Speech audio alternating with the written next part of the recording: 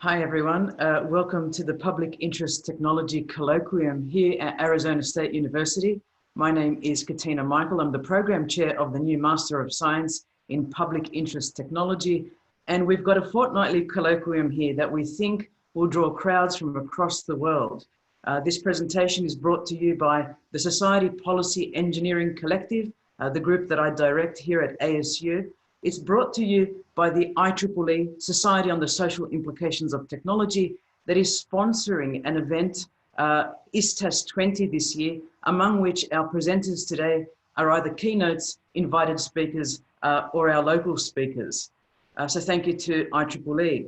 And of course, the School for the Future of Innovation in Society that's made all of this possible.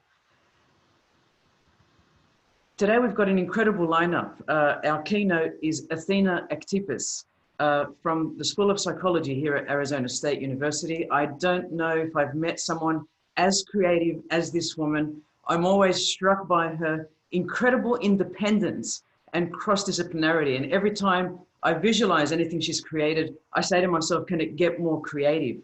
Today, she'll be talking to us about cooperation. Cooperation, think about that in the public interest. And I can't wait to hear what she's going to say to us in the context of COVID-19. We've then got a pre-record by whom I believe is an up-and-coming star in the field of business operations and management. That's Dr. Roba Abbas. Very rarely do I see someone with this kind of tenacity and understanding of theory, but its application to the real world. We've also got Nicole Stephensen, a principal consultant from GroundUp Consulting. And I love the name GroundUp. Every single colloquium, we're going to have someone from industry that intersects with government, intersects with consumers, intersects with other businesses. And that representative today is Nicole Stephensen. I'm very grateful to her giving up her time.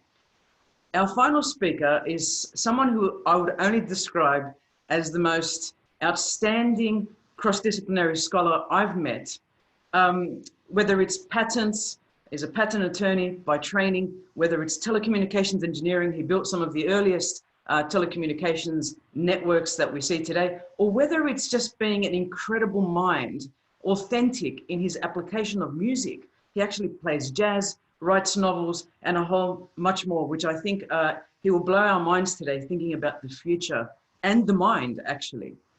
So I think I want to now stop my screen sharing and hand over with that introduction to Athena Octipus. Thank you. Thank you so much for having me as part of this amazing event. I'm going to go ahead and get started with my slides. So let me get those shared.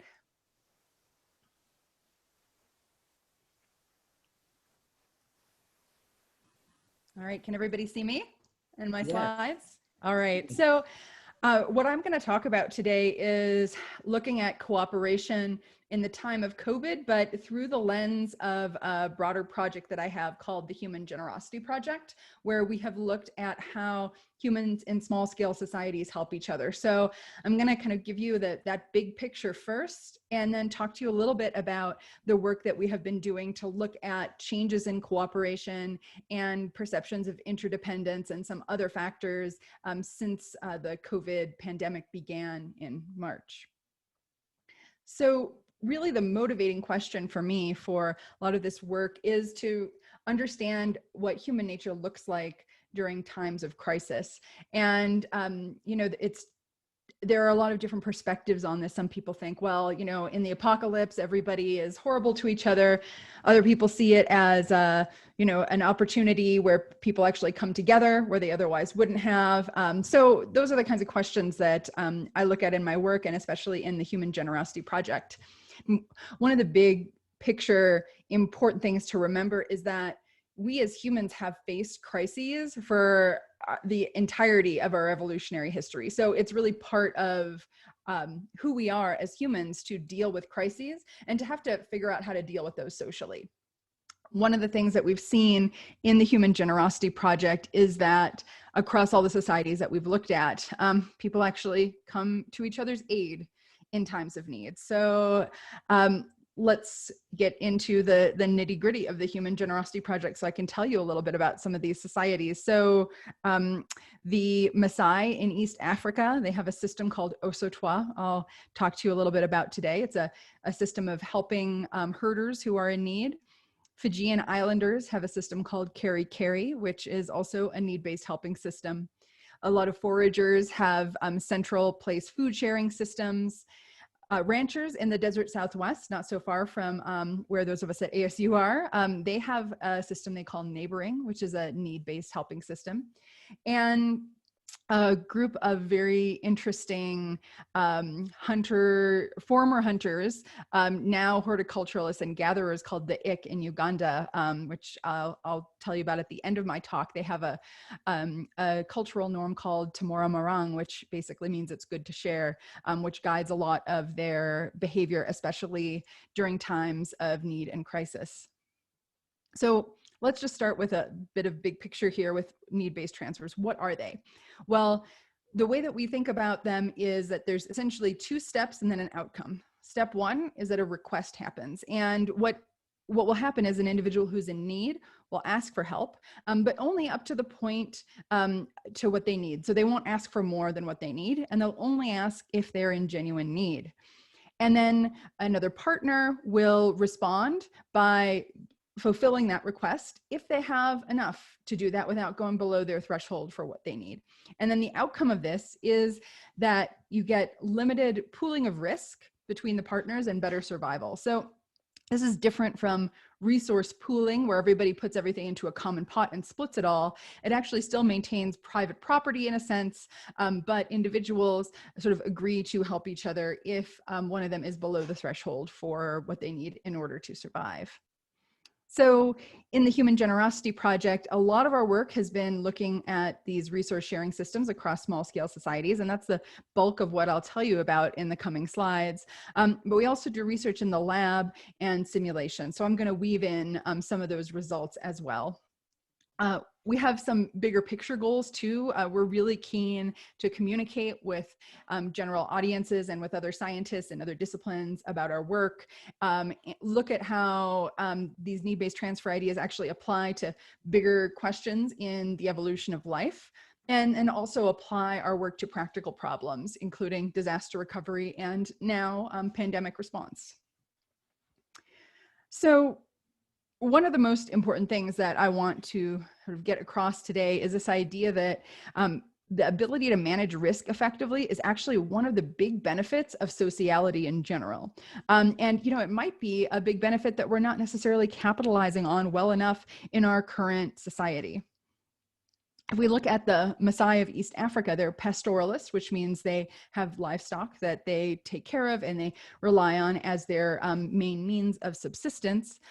Now, they live in the Great Rift Valley, which is a quite variable ecology, both over space and over time. So there can be droughts, there can be times of plenty, and it can be somewhat unpredictable when one will have a good season or not. So you have, on one hand, all of these families who are being sustained by these herds, and they consume the milk and blood and meat from these herds. So they really rely on them for their daily needs of subsistence. But the herd growth will vary, and sometimes drought or disease or even theft can make it so that they don't actually have enough cattle for their families to survive. Now, the solution that the Maasai have sort of come up with for dealing with this uncertainty is called Osotrois. And Osotrois has essentially these two components. You ask only when you're in need, and you give if you're asked and able. So this is sort of our classic need-based transfer kind of idea. Now, interestingly, Osotrois directly translated actually means umbilical cord. So it has this a connection really to this idea of, you know, caring for someone who is part of you in a sense. And with Osotrois, there's no expectation of a payment back. It's a gift that's given because the other person is in need and you have the ability to help. Now, we know for sure that Osotrois really is not about some, hidden expectation of return, because the Maasai actually have a different system for account keeping. They call that sile. And that will allow individuals to sort of borrow cows that they'll pay back. But if something happens within Osotrois, then it really is about just helping in times of need and not about repayment. Now, it does help develop a relationship, but that's a very different thing than necessarily developing some expectation that repayment will happen. So that's I think a distinction that oftentimes is lost in the way people think about reciprocity, but they're very, very different systems if we look at how they manifest among the Maasai, for example. So one of the things that I did was I created a model to look at the evolutionary viability of the strategy. Most important thing you need to know about this is essentially I programmed agents so that they had Osotrois partners and they were going through the realistic ecology that the Maasai go through, and they could ask for help and give help along these same kind of lines. And then I put them in a model and allowed them to use the Osotrois strategy or to use probabilistic strategies that were yoked to the same rates of giving and asking and helping. And what I found was that with the Osotrois rules, there was higher survival and a much stronger correlation between the survival of the two partners. So this Osotrois rule was definitely giving a survival advantage over the probabilistic version of those rules. Now, I wanted to know also, how does this need-based transfer rule do in relation to a debt-based rule? Because a lot of the standard thinking has been that, reciprocity is in terms of, payment, repayment, debt, credit, that is how cooperation is most viable. So I wanted to pit the need-based transfer against a debt-based kind of rule. And what we found there was that a debt-based transfer rule did better than no transfers, but the need-based transfer did even better. And you get this sort of very long tail of survival with the need-based rules, where some partnerships are lasting for a really, really long time. So the debt-based rule is better than nothing, but the need-based rule is better than the debt-based rule. And here's another way of kind of comparing the two. I had agents who were debt-based and need-based also play against each other. And what I found was that two need-based transfer players will do better than any of the other combinations. But interestingly, two debt-based players will do better together than a need-based player will do with a debt-based player. So what this means is that if everybody is doing the debt-based strategy, it's risky to try to go to the need-based strategy unless everybody else is going to go to the need-based strategy. So you kind of get stuck in this, less optimal outcome, because if you're playing need-based and someone else is playing debt-based, you don't do as well as if both were doing debt-based. But you would all do best if you switched over to need-based. This is the equivalent of a stag hunt game in game theory.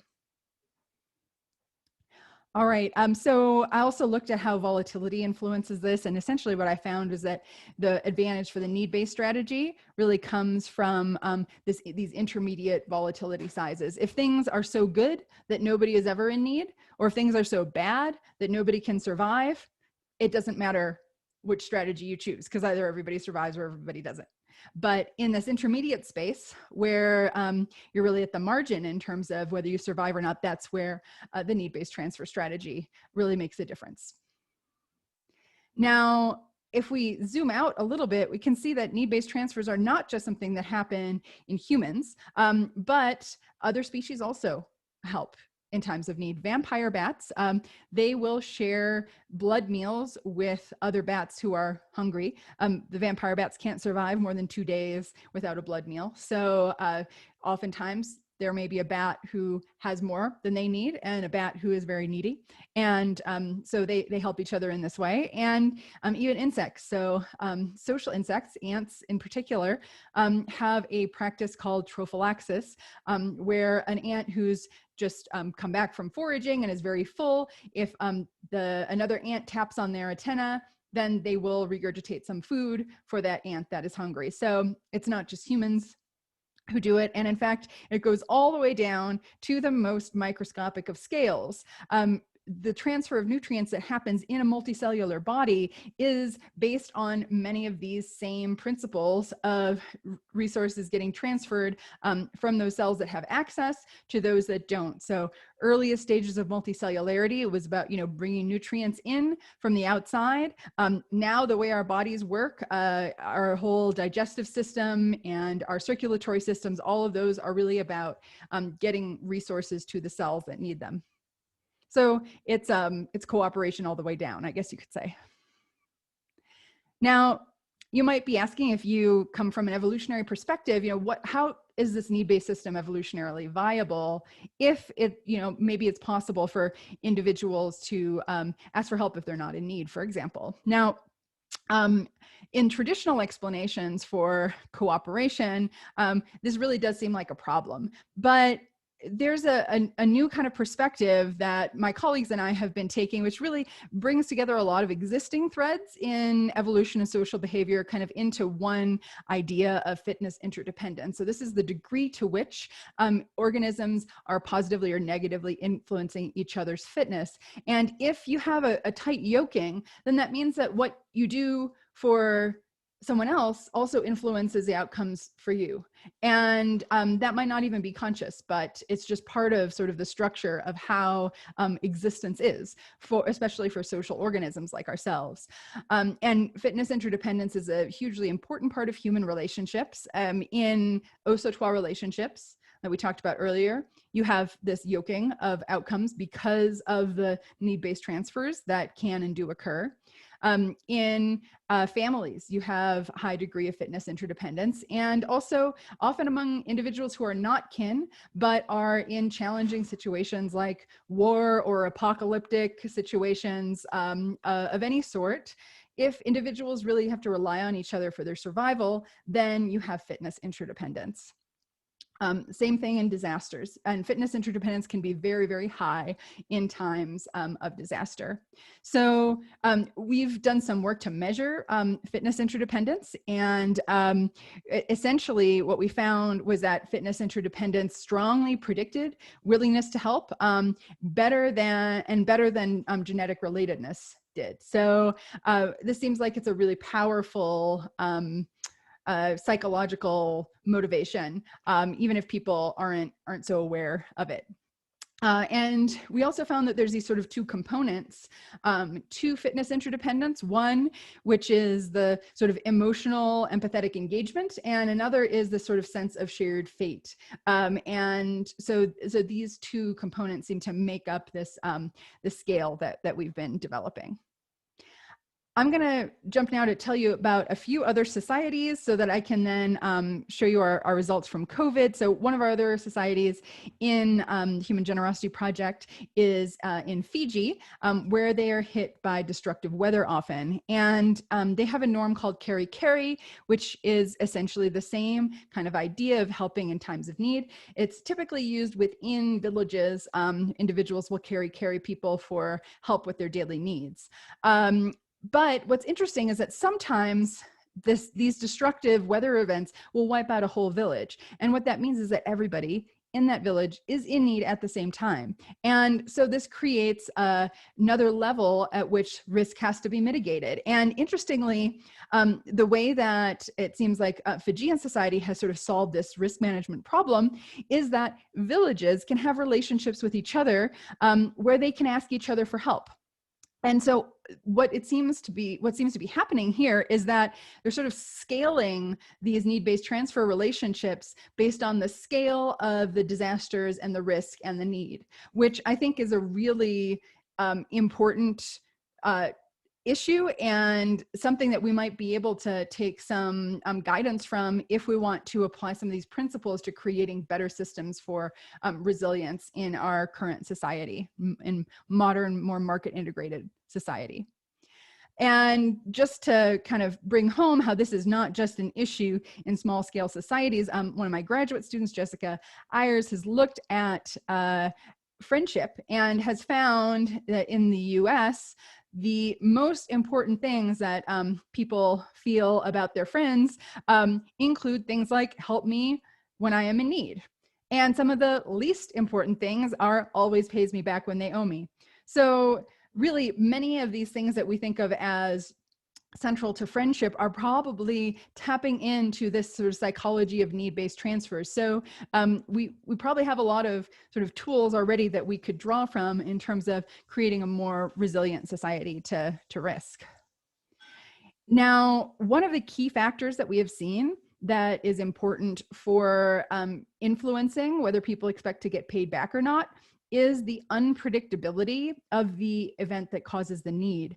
So this is in the desert Southwest. We did a survey of ranchers, and what we saw was that the predictability of the kinds of needs that occur, as the predictability goes up, people's expectation of repayment goes up. But for the things that are very unpredictable, like illness, death, and injury, people do not expect to get paid back for help that they give in those circumstances. So that suggests that really a lot of this sort of psychology of helping in times of need has to do with helping people to deal with the uncertain risks that life can present. And I want to offer that this could be an interesting way for us to kind of reconsider some aspects of insurance, because there are certain kinds of disasters that are just uninsurable because the likelihood that they will occur is unknown, and the scope of the damage that would occur if they did happen is unknown. So you cannot actually, you can't have an actuarial table to calculate what premiums people should be paying. But some elements of these need-based transfer systems might be able to help with that.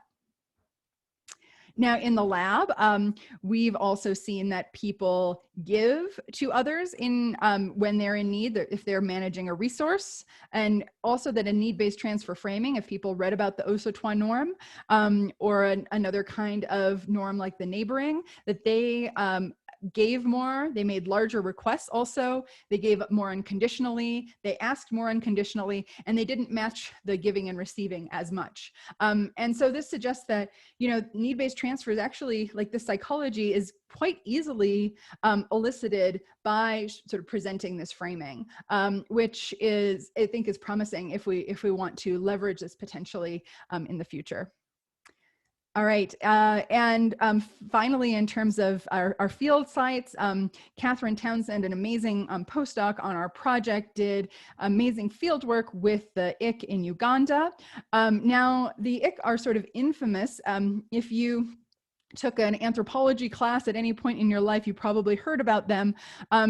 Colin Turnbull wrote a book where he basically said that they were the worst people on earth, and this actually had a huge impact on many other books and a lot of the sort of perception that people have of human nature. And Richard Dawkins even used them as an example in The Selfish Gene as of a culture where their norms, their cultural ideas were so selfish that you know, they indicated that this was, you know, potentially one of the ways that human nature could manifest.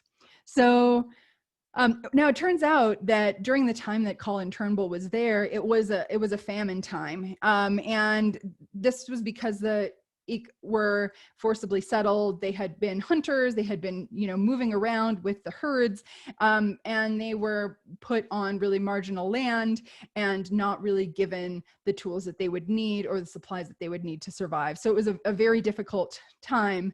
And now, well, actually, let me say a little bit more about this. When Catherine went there, it was very clear that this memory was still strong for people who had lived through it. And although Colin Turnbull acknowledged that this was going on, he nevertheless ascribed a lot of their behavior to their culture, saying that their culture was sort of, you know, promoting this this bad behavior.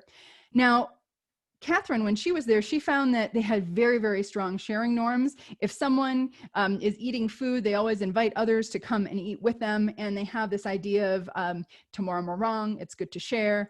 And they also have this cultural notion of the Kijawik, which are forest spirits that bring misfortune to people who aren't generous and reward people who are generous. So she had a very different kind of view than Colin Turnbull of what was going on in terms of their cultural norms. Now, in order to add a little bit more quantitative rigor to the studies, what Catherine did was gave them dictator games. So basically people are given a certain amount of money and they have to decide how much they're going to keep for themselves and how much they're going to give to others. And she did several different kinds of framings. So in one of them, it was just a standard. And in another, we said that the person that they would be sharing with would be someone who would be needy. And then in the third one, we just asked them about the Kija week. So she, basically brought up the Kija week. And then we did a combination of need-based transfer, need-based framing, and Kija week framing. And what we found is actually that the supernatural Kija week and needy recipient framing gave very high levels of cooperation. Here you can see a breakdown a little more if you want of that.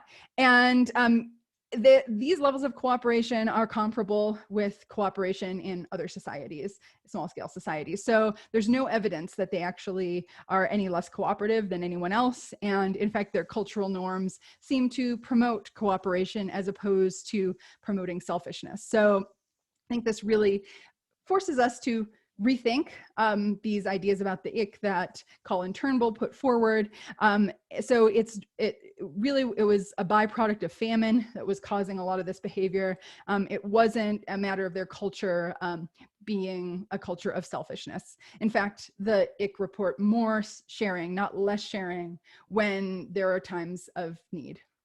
So to me, I see this as a really optimistic a view, actually, because it's clear that their norms of cooperation, they broke down because of that famine, but then this need-based transfer culture really came back quite robustly. So, in the case of an apocalypse, even if things get really bad and people are starving, probably human society will be able to, recapitulate a lot of the cooperation that is just, part of our species makeup.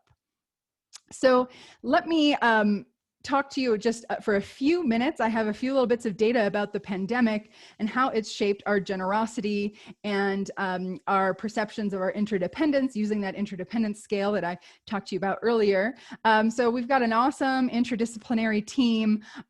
We've got doctors, we have people in humanities, people in disaster response and recovery, a bunch of psychologists, anthropologists, and we're all working together to do a longitudinal study on Prolific with an international cohort to examine changes over time in people's reported behavior since the beginning of the pandemic. So we started our data collection on March 6th, which was before the pandemic was declared. A few of us had a feeling that things were about to get real, so we jumped into action to put a study together and rush it through IRB. And so we're really, really lucky that we actually have this time point 1, which is before the pandemic really became, before it was declared at all. And we have data from a number of societies. Mostly these are more Western societies, because people in these, in Europe and in North America have more access to technology, and we ran this online. So here's one of our findings, which is that people's willingness to help others in times of need, that it increased for some measures and decreased for others. So interestingly, people's willingness to let someone who's not a citizen of their own country live in their house for a week went up over that sort of first month from before the pandemic was declared to the beginning of April.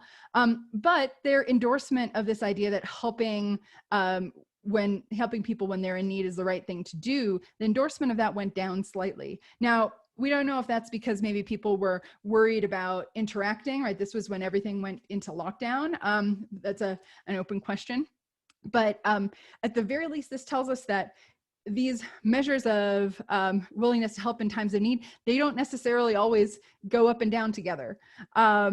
Now, when it comes to interdependence, we saw a little more of a cohesive pattern here, where for most measures, it increased from the beginning of March to the beginning of April, that individuals felt like they would rise and fall together with all of humanity and with their neighborhood. And also they felt like when their neighborhood succeeded, they felt good. That went up over time. And here's a little wrinkle, though, or perhaps a suggestion of something deeper that's going on. When we broke down that, these interdependence measures with all of humanity by pre-existing medical condition, what we saw was that the changes, the sort of increase in interdependence over time, was being driven by people who had a pre-existing medical condition. So maybe people who felt like they were more vulnerable, and therefore they were more interdependent with all of humanity. So perhaps they had a greater awareness of that interdependence that's there because of that vulnerability. Our data collection is continuing. So I showed you just a tiny little piece of the beginning of that. We actually just completed our 14th time period. So we have about 6 months of data. We're also now looking at mask wearing and kind of thinking about mask wearing as an aspect of cooperation that is really important now to decrease the burden on everybody else. So we're looking at questions like, does mask wearing correlate with the number of social contacts? And I can tell you from our preliminary analyses that it looks like people who wear masks less also have more social contacts. So that is not necessarily the pattern that I wanted to find, but it does suggest that we might need to add some more subtlety to some of these epidemiological models because you have these very heterogeneous populations where some people might be taking many more risks than others.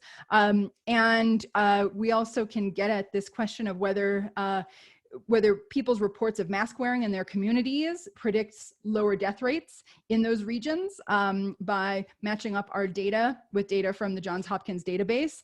And our preliminary findings suggest that, it does look like in regions where there's more mask wearing, where people report there's more mask wearing around them, that the death rates, the cumulative death rates are actually somewhat lower. So this is sort of where we're going now. We have many other variables we're looking at, like I can also mention that one of the strongest correlates of mask wearing we found was orientedness to the future orientation. So people who think about the future more, discount the future less, are also more likely to wear masks.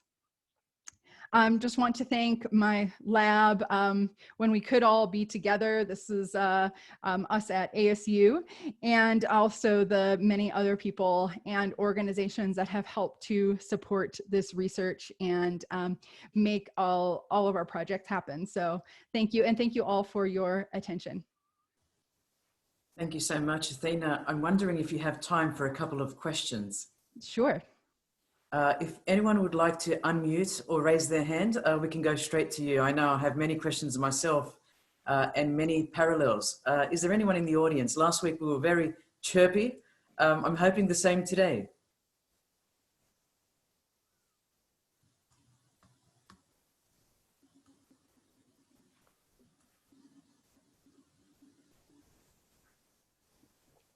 Athena, I'll go to my first question while others are getting their thoughts together. Yes, please. I'm just always shocked at your Ferris wheel, that wonderful diagram which shows cooperation.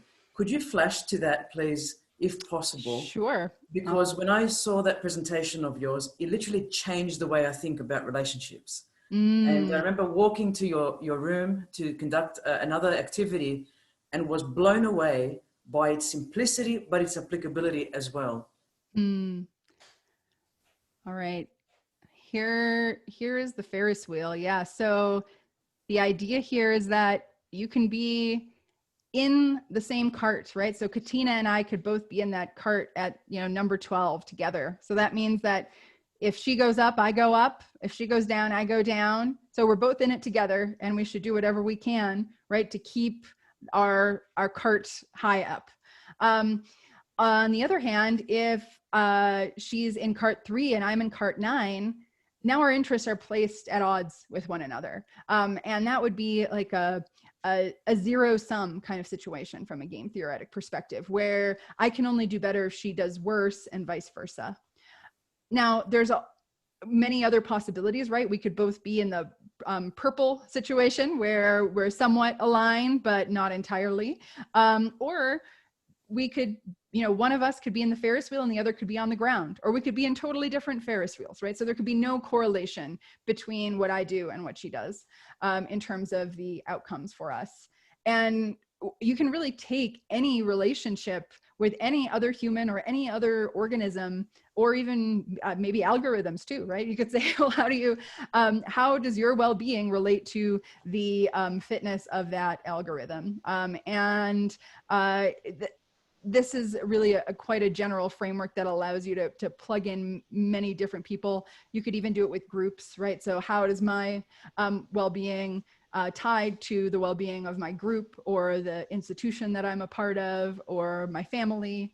It's a very general framework that that we think can be useful, and the items that we've developed as part of this scale are similarly general, where you can plug in lots of different kinds of entities here, right? Where you have X here, you could say when my partner succeeds, I feel good, or when my school succeeds, I feel good, or when my workplace or my country, or when all of humanity. So yeah, that's a brief return to the Ferris wheel. And Athena Octipus, I think that's what public interest is about. I think that's what you're talking about at its guts. If we use this almost as an approach to public interest technology, the PPE that you're looking at, the masks, the personal protective equipment, it's tech. The COVID apps, they're tech, yeah. And it's like, I think you've actually got the answer towards the beginning of us understanding what is this thing called public interest and how do we cooperate. We've got a question here from Toby Shurov. Is it possible to transition from a non-needs-based transfer, social arrangement, to an NBT, to a needs-based transfer? Great question. So we have some hints of that in the modeling that I've done, where, what I found was that the need-based transfer situation, if both are playing need-based transfers, lower payoffs than both playing debt-based is lower payoffs than both playing need-based. And in order to go from a debt-based to a need-based, you have to solve the coordination problem, the game theoretic coordination problem, which is also called the Stag Hunt. And it turns out that the way that you do that in game theory is through coordinating so that you both move at the same time.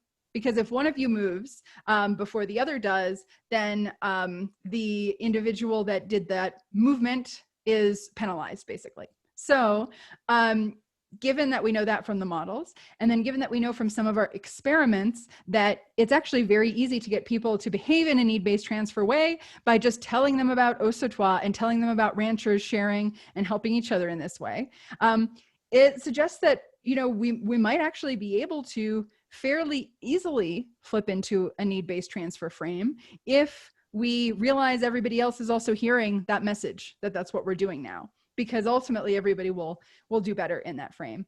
Now, there's one caveat, which is that, of course, it is possible to cheat in need-based transfers. We've done some work actually looking at to what extent do people sort of monitor for cheating in need-based transfers. And it looks like people do some of that.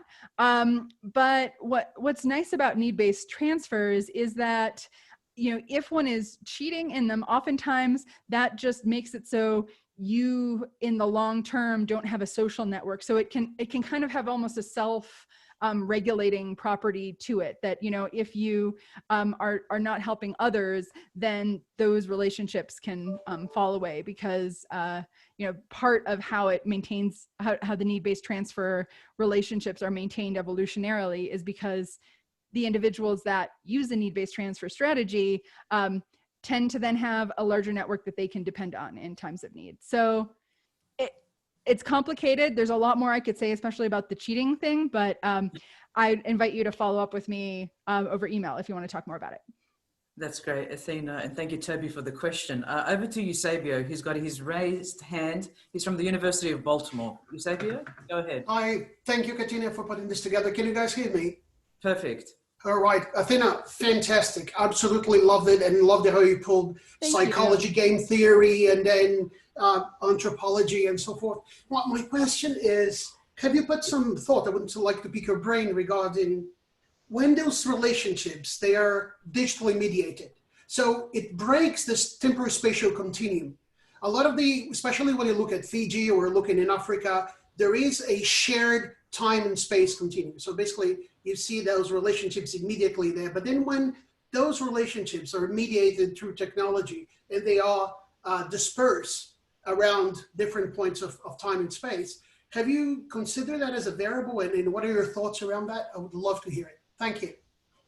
Thanks. That's a fabulous question. And, you know, right now with the Human Generosity Project, we're at this stage where we're trying to take a lot of what we've learned from small scale societies and at least tentatively start to say, well, how could this be applied to modern market integrated societies, to risk management and insurance, to, you know, increasing our resilience to risk as a society. And there are huge challenges, as you mentioned, with this shift from, you know, relationships being something that happen in a small community where people know each other. And, you know, if I know somebody, it's likely that many other people I know will also know them, which creates a sort of self-regulating system in terms of cheating.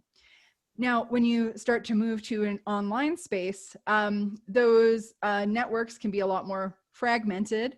They can reach a lot farther, which has a lot of potential benefits, right? Our ability to sort of, you know, reach around the world and build those relationships. But it also means that transactions can occur without any relationship, right? Like, and that's what we do all the time when we go online and buy something, right? I mean, we're having these, you know, transactions with no human contact whatsoever. And sort of once you start, you know, building this world where transactions are happening without any relationship, I think it's very, very hard to have a reliable need-based transfer system.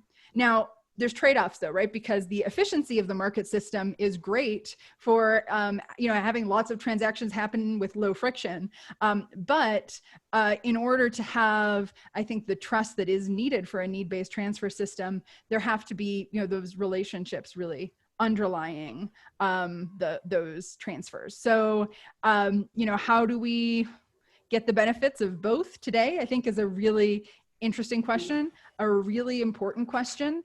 And I think, you know, if we can effectively say, okay, you know, these domains, this is where we need need-based transfer systems. In these domains, this is where we need the debt-based systems, kind of like the Maasai have done, where they have Osotrois and they have Sile.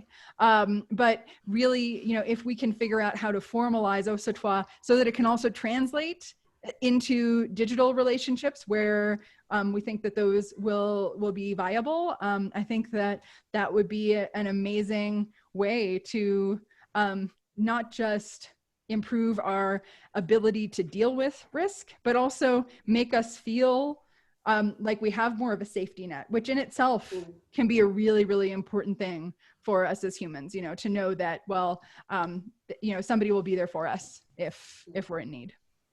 Fantastic, thank you. Thank you, Xavier. We have a comment on that very point by Michael Sim on if we're aware of the app Olio, which is a distributed platform for sharing food and other products that would otherwise be wasted. Do you have any thoughts on distributed sharing platforms? I think those kinds of apps are awesome. And there are a lot of online platforms that people used during the pandemic to share and to help. And one of our hopes actually is that we will be able to study some of these transactions, some of these transfers that happened on apps to see how things changed from before the pandemic, during the pandemic, and you know, as hopefully we'll, you know, recover as we start to get a scientific grip on what's going on. So I think I will say one caveat though about these online sharing platforms, which is kind of going to the previous question, when you have these online situations where you don't necessarily have relationships, there is the possibility of exploitation, right? And there have been some, really horrific examples of cons that have happened on these sites, like even neighborhood sites where people will pose as a neighbor on those sites. So I actually think that one of our most important goals as a society right now really should be to figure out how to educate people about those kinds of cons so that they can go into these kinds of apps and these online spaces with the confidence that they're not going to be exploited, and to know how to avoid that. I think that should just be part of like the education that you get when you're 14 and starting to use lots of online apps, or maybe it's 10 or 8 now, I don't know what the age is, but I think that really should be an important part of sort of online literacy, is learning how to detect and avoid those kinds of cons, and to not see it as like, oh, well, I might get cheated, so I won't do it, but rather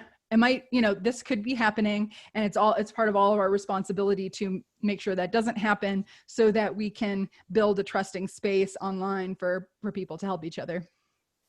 We've got the chat going wild there, Athena. There's a question and a comment by Nicole Stephensen, who says, wonderful, one of our other speakers. There's a great question by Melissa Waite on loan repayments and need-based transfer societies. But I want to go to one last comment, just to be fair to all the speakers. And this was posted earlier by Robert Cook-Deegan. Rob, can you unmute?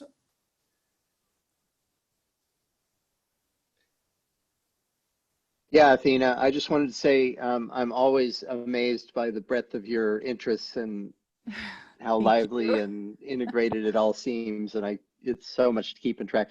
But I'm about 2/3 the way through your book, The Cheating Cell, and I was thinking if you could tell us how you're thinking about human societies is influencing your thinking about these collections of cells within the body, and maybe even extrapolating that to what happens when something called a pathogen encounters something called an immune system, and how you're thinking about that and how it relates to the stuff you talked about today. Sure.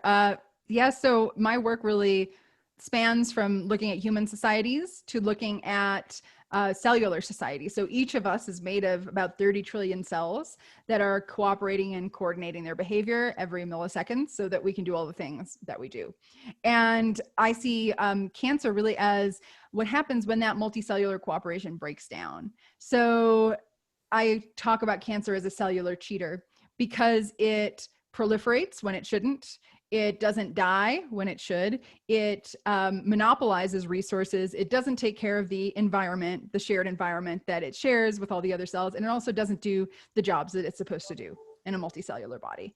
Now, if we want to focus in just on the resource monopolization issue, there's a real parallel here with the need-based transfer question, because oftentimes what cancer cells will do is they will signal the body for blood, for resources, even for help repairing a wound, when actually they're just there trying to exploit the body's response. So you can really think about cancer as a set of cells that is cheating what is usually a need-based transfer system in the body for resources. Now, because we have this long evolutionary history where we have had to deal with cancer cells, this means that our bodies actually have evolved a bunch of mechanisms to keep cancer under control. So genes like TP53, many other cancer suppression genes, what they actually do is regulate the cells and essentially make the cells check themselves to ensure that they're behaving properly and not cheating the body. Part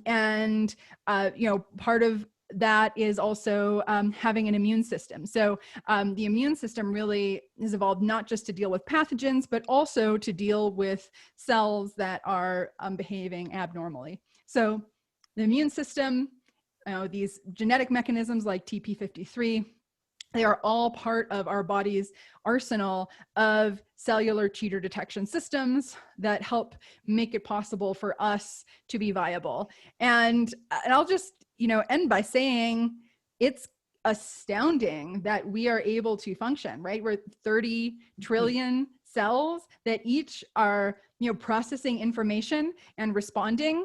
And somehow it all comes together to make us who we are and to make us viable and to make us live, for decades usually. It's really astounding. So we, perhaps can learn something from these cheater detection systems that our body has evolved, maybe even to help us deal with some of these challenges that are coming from the intense level of, interaction and transaction that is happening in the online space now, many times not regulated in a way that necessarily promotes cooperation. So I think there's a lot of exciting directions to go in terms of applying those principles. Thank you so much, Athena. If in the chat window you could write a link to your ZAM podcast series, the conference, how people can register. I know you have to go to your next event, but everyone, you've got to register and you've got to watch ZAM TV. I was hooked about 3 nights ago. It's something completely different in academia. You simplify everything, Athena. It's so amazing. I just wanted to say thank you and for your generosity. My pleasure. All right, so I'm putting these in. So ZAM, it's zombiemed.org, that's the conference. Channel Z is the channel that it's like a television channel in the zombie apocalypse. It's also the way that most of the ZAM meeting is going to be taking place is through this channel. We have all sorts of fun shows. And then the podcast is Zombified. I will put that in here too. So, and if you have any questions about it, any of these things, feel free to send me an email. And you can register for ZAM at zombify.org. And on Channel Z, you can check out our videos right on there. So, and just a warning, I'm zombified. I just want to listen to you even more. So I'll thank Athena and move on now to Dr. Roba Abbas, who takes Athena's public interest stuff, if that makes sense, and places it in a contextual application within co-design. How do you do that? How do you build public interest technologies?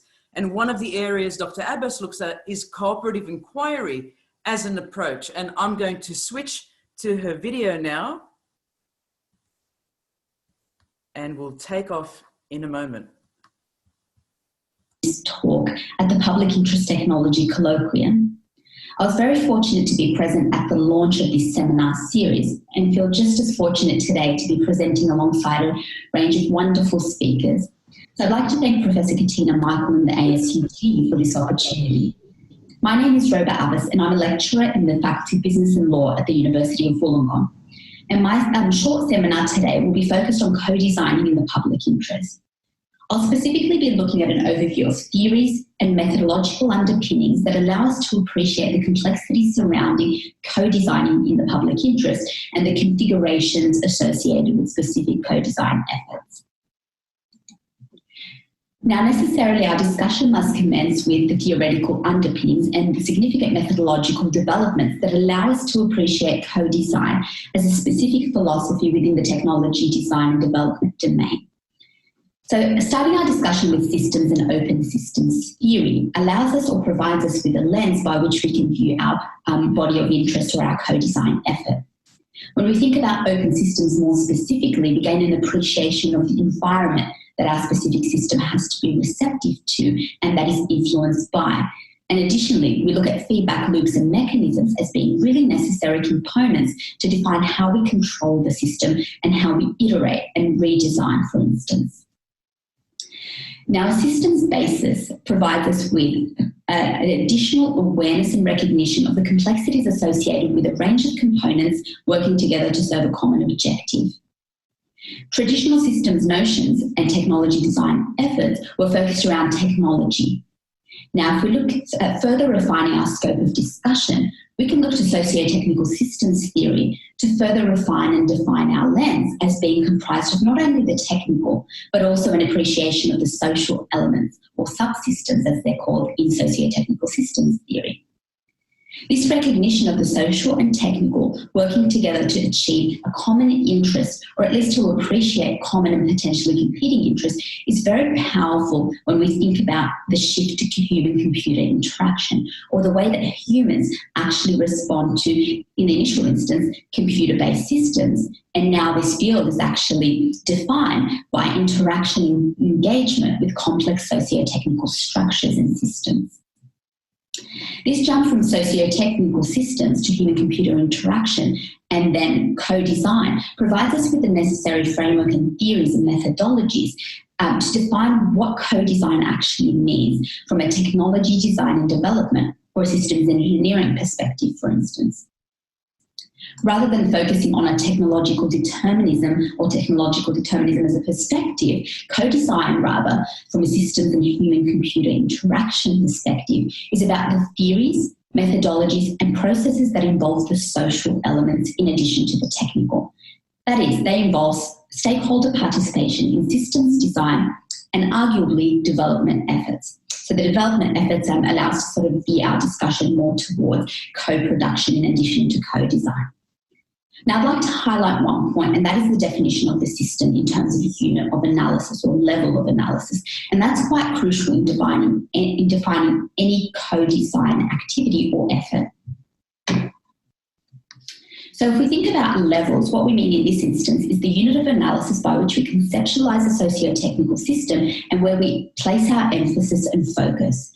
So we can do so at the individual level, at a work systems level, where we're thinking about processes and we're thinking about theories and frameworks such as those presented by Alter, where we move beyond the technology or the system itself as defined by a technological artefact, to consider more the people, the processes and activities, infrastructure, certainly the technology, but also the environment and strategic situation or strategic context within which a specific technology is actually embedded. We also have an organisational unit within which the work processes exist and the operations-based processes exist. And of course, there's also the societal system that can be defined as a socio-technical system that requires or that is suited to a co-design effort. So we can co-design at each of these levels, but depending on our choice, and it could be a nested approach whereby we look at individuals at the micro level and work our way up to the macro level and have embedded levels of systems or subsystems within the broader socio-technical suprasystem, for instance. Now, depending on which level we select as being the focus or the emphasis of our co-design efforts, there are a range of implications. There are certainly implications on the theoretical framework and the selection of the appropriate theories to supplement our existing systems and socio-technical base. Also, the conceptualisation of the socio-technical system necessarily alters depending on this unit of analysis.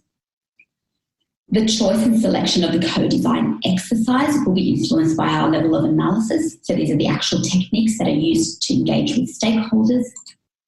The ethical challenges that emerge will obviously differ. Methodology selection, nature of stakeholder engagement, and degrees of input will be configured in a different way depending on our units of analysis. And I've highlighted methodology, stakeholder engagement, and degrees of input for further analysis in the following slides. So let's look at these in a bit more detail to gain an understanding of the complexities associated with co-design when applied in practice, for instance. So our methodologies themselves are open to interpretation and are also influenced by a range of factors. These factors can include the context within which a system operates, regardless or irrespective of level of analysis, the application area, the actual definition of the socio-technical system or its initial conceptualisation and what we define to be the scope and boundaries of that system, and the purpose of the design exercise. And we know that the purpose of our initial objectives of the system will differ depending on the overall goal of a specific socio-technical design effort. Stakeholders themselves also merit additional consideration. So we can think of stakeholder types, for instance, and the categories that exist within. The nature of interest in the system and the design exercise. So that stakeholders have a legitimate interest in a specific system. Being able to define and accurately represent those interests in order to account for them in design efforts is crucial. And last but most definitely not least is the degrees of input. So we can think of stakeholders as assuming a range of roles, and this is adapted from work conducted 2 years ago as part of a co-design effort with my colleagues at the University of Wollongong. And we define stakeholder categories based on some work conducted in the late 90s and early 2000s by Druin et al. We define certain stakeholder categories that allow us to define degrees of input, and this is crucial when we're discussing configurations around socio-technical co-design efforts. So we have observer right through to design partner. And this ranges, or these roles range from limited degrees of input right through to continual and very intimate and close engagements with co-design partners or stakeholders. So irrespective of a stakeholder, we can have a limited or non-existent connection with them, where they're purely observing the co-design exercise. It could be in a user-based scenario where there is limited engagement, and this tends to involve the testing of an existing or a commercial technology or system, for example, in the hope of informing future iterations. You have a somewhat limited degree of input or a moderate degree of input when we start to think about the tester, and that involves usually the evaluation of prototypes as part of the co-design engagement. You have informant, which tends to be more on the moderate to high side in terms of, or increased side in terms of degrees of input, and that is where co-design partners or stakeholders are quite influential in the early stages of co-design effort, for example, or in the preliminary design process. And then you have the co-design partnership, which is really characterised by this continual degree or of input, where stakeholders are almost on a level playing field with the actual systems designers and developers, and assume a very active role in the design process. And this is really the highest degree of engagement. Now, the reason why this is mentioned is I'd like to show you a number of real-world examples that demonstrate the way in which co-design manifests itself in a real-world scenario, but also allows us to appreciate the complexities with co-designing in the public interest. So in this initial instance here, this is an example of a co-design methodology from a conceptual perspective that allows for co-design theories and methodologies to be embedded within existing engineering design and development efforts. So I won't spend too much time discussing this point because I'd like to focus on another example, but we've also engaged in some work to actually pinpoint the changing or morphing nature of human-computer interaction as a field and what that might require in terms of participation. And that's the work we're largely involved in at the moment. But the example that I'd like to highlight in order to demonstrate this complexity that is inherent in co-design processes is this specific example, which is part of work that we conducted as part of the University of Wollongong Global Challenges project that involved a co-design partnership with children in a stakeholder-inclusive methodological and socio-technical manner. So we defined stakeholders of interest that we wanted to capture perspectives of, and we also reviewed theory and methodological developments in the co-design space that would be appropriate to the engagement of primarily children and then educators and other stakeholder types. And I'd like to present you with this notion of configurations and complexities based on that example. So if we look at methodologies, stakeholder types, and the roles that specific stakeholder types might assume, it gives us a sense of appreciation around the actual configurations that are possible and the complexities that stem from these configurations. So after reviewing a range of methodologies as part of that case study that I mentioned on the earlier slide, we looked at cooperative inquiry, contextual inquiry, consensus participation, participatory design, and cooperative designs as sort of subsets to co-design as a broad umbrella term. And we actually came to the conclusion, based on our research, that cooperative inquiry was best suited to the stakeholder category of children. Now, in terms of the way we configured our co-design techniques and implementation, we went for a complete design partnership that was really characterised by that continual degrees of engagement, because we wanted to capture the perspectives of children within the 3 to 5 year age bracket. Now, the selection of this specific configuration inevitably influences the techniques by which we actually engage with participants and the way we configure and we assemble our co-design activity. Now, this is just for one stakeholder type. Now, you can imagine the more stakeholders we add, so too does the complexity increase where co-design efforts and initiatives are concerned. Now, what does this tell us, just to sort of wrap up this discussion in terms of co-designing in the public interest? I think when we view co-design and when we view public interest technologies, we'll start to notice quite a lot of overlap in their orientation and what they both attempt to achieve in terms of a philosophy. So co-design and public interest technology, in my perspective or where I'm concerned, can't actually be extricated as terms. I think they work hand in hand in order to embody a range of principles or a range of pillars.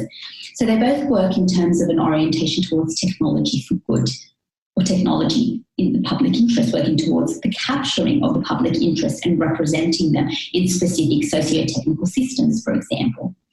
They both focus on an inter, cross and multidisciplinary focus. They are human-centred in their nature. They tend to be inclusive, although there is literature that moves beyond this inclusive approach to consider other configurations and a multitude of ways in which we can design systems depending on context. They are iterative by nature. They tend to encompass and think about socio-technical systems just by the fact that they are working in terms of technology for good. Therefore, they have a socio-technical representation and conceptualization.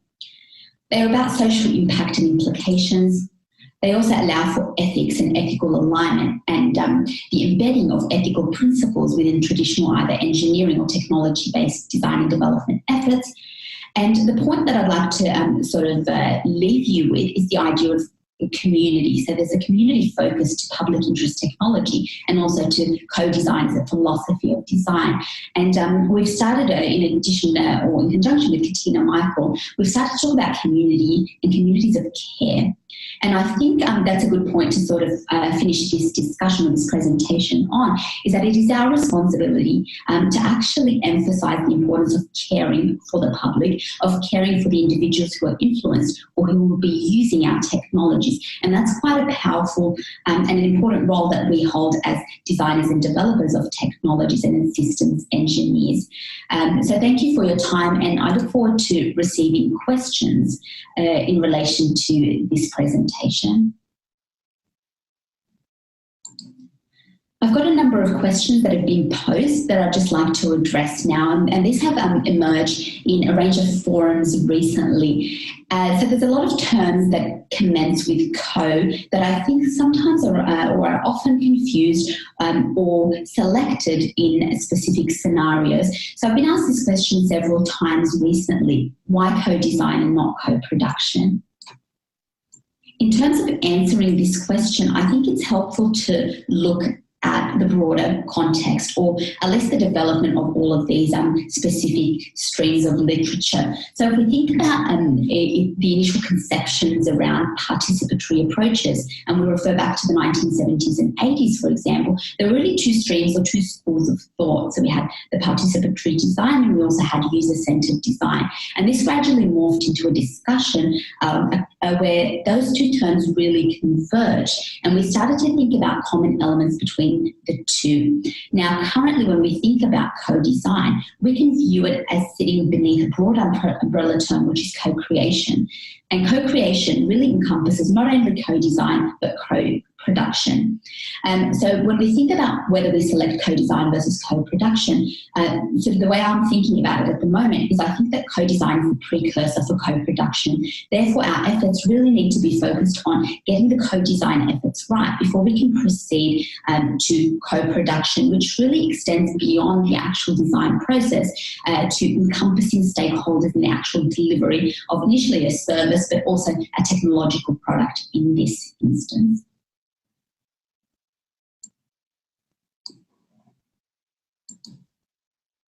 So should the focus of co-designing the public interest be on inclusion only?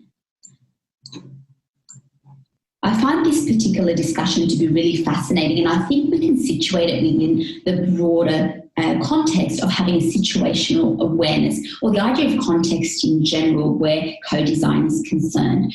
When we think about inclusion, it's obviously a very important element to co-design. It's one of the basic pillars of co-design and any participatory approach. But inclusion is only context specific. So we need to shift our focus in addition to, or in supplement to inclusion, to think about the development of a multitude of technological systems or socio-technical systems within a range of contexts, and to be inclusive and to capture diversity within those specific contexts. So we might have, for instance, a location-based services solution, for example, that exists within the Australian context, and we cannot assume that if we've engaged in a co-design effort in Australia that we can immediately translate that effort to the United States, for example, but rather we need inclusion within a specific context, but also a multitude of co-design efforts that move beyond this singular view of co-design, that once we've done it once in one context that we can readily be translated to another, which is not necessarily the case.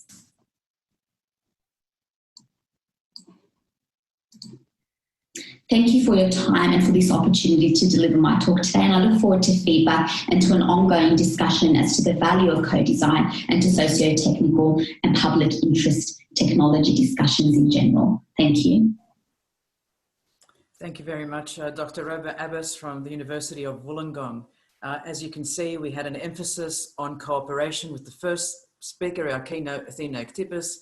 We've seen Roba now talk about the implementation of and methodologies, as in co-design using cooperative inquiry.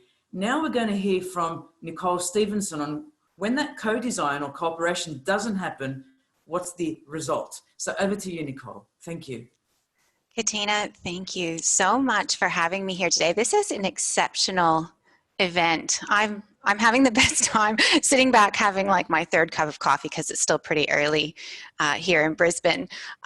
But I'm delighted to be involved and to be able to speak to everyone today about privacy is my particular area of expertise, but in the context of public interest technologies, it's actually so exciting and a breath of fresh air to talk in a forum like this, because normally I'm talking about things like compliance, right? And managing obligations that are set out in law from an organizational or government perspective. So I'm just going to share my screen with you all now, and please do let me know when you are able to see that, Katina. I can see that, and it's in the right view. Wonderful, thank you. So as I was saying, I often talk about privacy in the context of compliance, right? How do we manage personal information in accordance with the law? And that seems to be the way that privacy tends to be understood, particularly in terms of industry or government. And I often say to people when I'm defining privacy, now wait a minute, it's not just about protecting personal information in accordance with the law. It's also about observing what we understand to be community expectations in relation to what happens to their personal information. And those expectations they're founded in our civil liberties, right? Our right to be let alone and our right to be free from intrusion into our private lives. And it's really important to keep this in mind as we're thinking about technology, because the worry I have is that we are globally on the wrong trajectory. That's why I most appreciate being here today, because, hopefully I have some insight to lend to the discussion. Now, I want to talk about where we are. We are smack bang in the middle of the fourth industrial revolution, right? We have connections and interconnections in our society like we have never seen before, not just socially, but between governments, connections economically. These are really interesting, challenging, exciting, scary times, all kind of wrapped into one. And data, including the personal information of you and of me, is a staple across this new interconnected society that we're living in now. Socially, economically, politically, everyone's concerned about the data, right? What data can we get? How much data can we get? How do we add the data to the data? It just goes on and on and on. It's almost like this self-perpetuating machine at this point, which I find, again, interesting, but also scary. Technology here is outpacing our regulation. And this has given rise to some uncomfortable realities from a privacy perspective. First, the giants rule. And that creates a privacy paradox, right? The more that we connect and interconnect, the more we feel that we need what the giants are offering. You know, the more we feel the need to connect on social media, to do our shopping online, to use that new smartphone, to download apps for our children's education that are suggested by their school. It creates a privacy paradox, right? Where on one hand, we understand our need to be free from intrusion, but oh, we really want the thing. We really want to be engaged in the thing. So often we bypass what we understand to be our feelings or our needs in relation to privacy in order to achieve that objective that the giants are offering to us. This also given rise to surveillance capitalism. And I know I don't have time to go into these really heavy topics today, but suffice to say that surveillance capitalism is the notion that in observing a community, in observing people, in observing you and me, there's an opportunity to make money. And let me assure you, the people making the money are not you and me. It's not those that the data is about that are making money. It's the people who are gathering that data and then supplying it out to others. There's also the concept of ubervalence, which I'm sure some of you listening today are aware of in terms of the relatively new noun that it is. This is the idea that observation of the community of people is growing, right? The opportunities to watch us, to track us, to trace us. It's not just something that's happening from around us or above us. It's now happening on us in terms of wearables and other devices, and also in us, you know, for example, say pacemakers or some other kind of implant.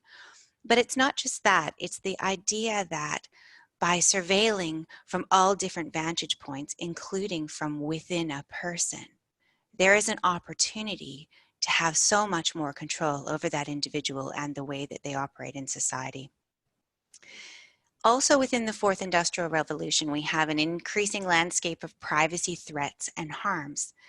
And when I was talking before about what privacy is and the fact that it's not just about protecting personal information in accordance with the law, then this gives rise to the question of, well, how do we understand what our privacy harms are?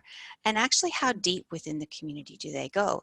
You know, an example would be in terms of surveillance. Surveillance is a privacy threat. But the harm associated with surveillance is that there may be a degree of decisional interference in terms of what I do in my life. If I know I'm going to be watched while I'm walking down the Queen Street Mall, maybe I'm going to take another route. Maybe I'm going to miss going into my favorite coffee shop because I don't want someone, whoever that someone is, to know that I've gone in to have a coffee on that morning.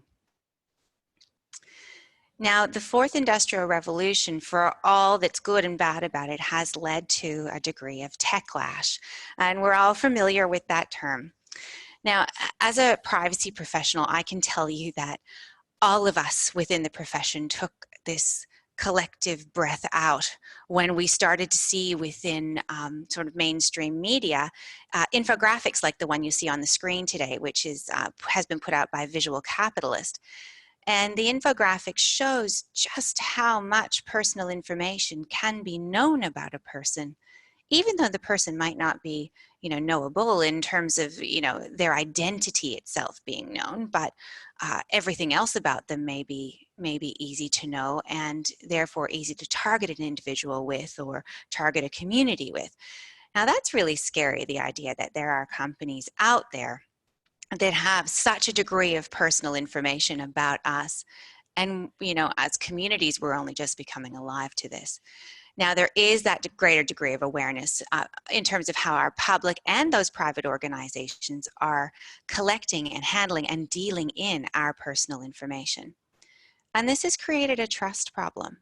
And we only have to look to the Facebook and Cambridge Analytica scandal of recent days to know what happens when people realize that they've been duped or when they feel that something dishonest has happened in terms of their personal information. So what we have now is a growing community distrust of our technologies and the purveyors of them, especially where those technologies are deployed by governments. We have an aliveness within the community to this notion that nothing's free. You know, it's that whole adage that if something's free, well, it's not the product, you are. There's also a degree of suspicion and fear and conjecture within the community, starting to become aware of the fact that there's a trade-off greater than may seem when one reads the terms and conditions before logging on to a particular platform, or when one enters into a contract for some other kinds of goods or services. What's great, though, is that this has led then to this wonderful, almost relief-giving philosophical pause where we're talking now as governments, as academics, as you know, professionals in this space about public interest technologies, and the fact that the technologies themselves may be public interest technologies, but there's such a public interest in having these technologies from a privacy perspective. The technologies bring with them the premise that tech can address social needs and challenges in our society. And I see that this has great potential for richness in our innovation, right? I mean, we've just heard some great discussions this morning or this afternoon where you are about the richness in innovation that comes with focusing on the public interest, focusing on the community we serve. And I think this brings with it too these sort of new imperatives for our public policy makers and new imperatives for how we make our decisions. And I'll talk about that in just a minute. The opportunity to design for better community outcomes, though, also requires us to limit those issues such as privacy encroachment. And because of this, I see that there's going to be a really big leap for today's data giants, you know, those that are already involved in the purveying and gobbling of our personal information. They may take a little while to get on the public interest technology bandwagon. And in some ways, I feel like we may, as a society, be in a place where there are the data brokers or the data giants on one hand, and then there are those concerned with the public interest on the other. And I hope that that's not the case. I don't appreciate that kind of fragmentation in the world that we're trying to develop for ourselves. So if we're going to develop public interest technologies then, or try to change the technologies that already exist, we do have to find a way to get there safely. And certainly in my role, privacy is so much about making decisions in a way, using a framework to make decisions in a way that allows us to achieve our objectives safely from the perspective of the community and the information about them that we have. And I think it's really important here to remember that principle-based decision-making, particularly when it comes to privacy, is not just about compliance. It's about so much more than that. We have to always think about decisions that affect people, right? Where, for example, our decisions might increase their visibility while they're conducting their private lives. We have to always think about that privacy lens. Now, what's interesting is that our privacy laws worldwide at the moment are concerned with the identifiability of a person. So most privacy laws in some way define personal information or personal data as being linked to an identifiable individual or someone that's, you know, reasonably able to be identified through the data or the information at hand. And I see this as being a gap, right? The narrative and regulation here ought to include the concept of individuation. If we think back for a moment to that infographic that I showed you, that showed the vast amounts of data about a person that's being gathered by our data giants, most of that is not identifiable in and of itself. But when it's combined, can form a pretty good digital twin or picture of an individual without actually naming, oh, that individual's Nicole Stephensen, let's market to her, or that's Nicole Stephensen, we need to go and find where she is. You know, there are real opportunities to target and track and trace and interact with people without actually knowing them.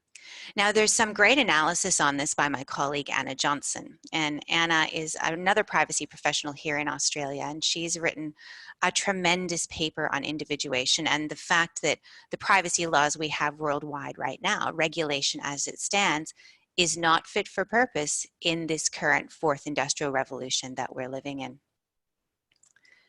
Okay, but where do we start, right? So I've just said, okay, we have a problem with our laws. Well, what do we do in the meantime?